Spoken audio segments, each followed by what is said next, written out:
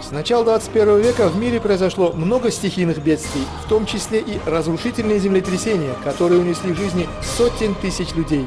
Сейсмические угрозы существуют и для Центральной Азии.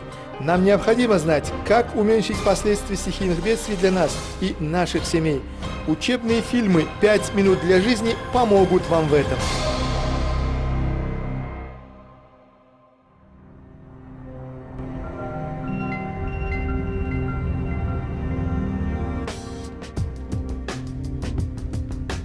Самым тяжелым последствием землетрясений считаются пожары. В 1995 году при землетрясении в японском городе Кобе пожар стал причиной гибели многих людей и уничтожил большую часть города.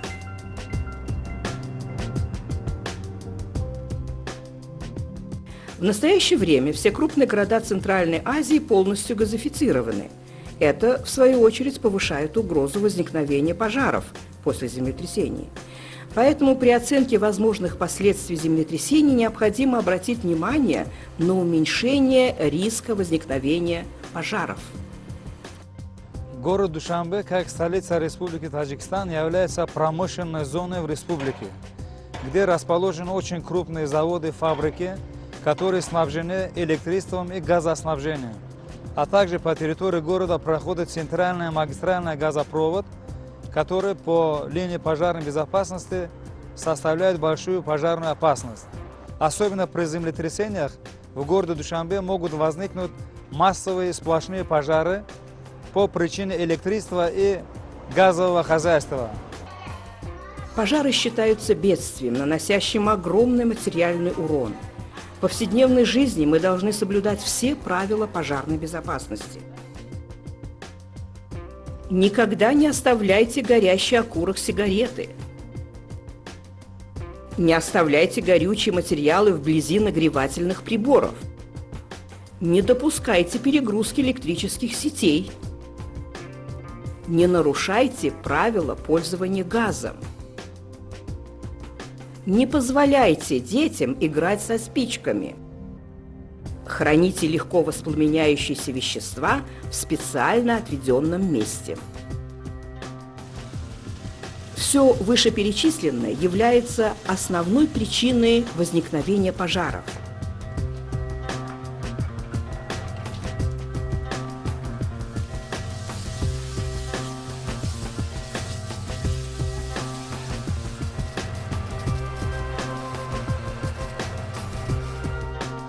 На работе и дома храните первичные средства пожаротушения и научитесь тушить небольшие очаги огня с их помощью.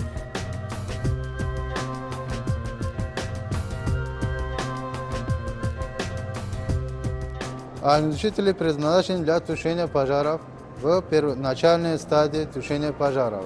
Они подразделяются на несколько видов.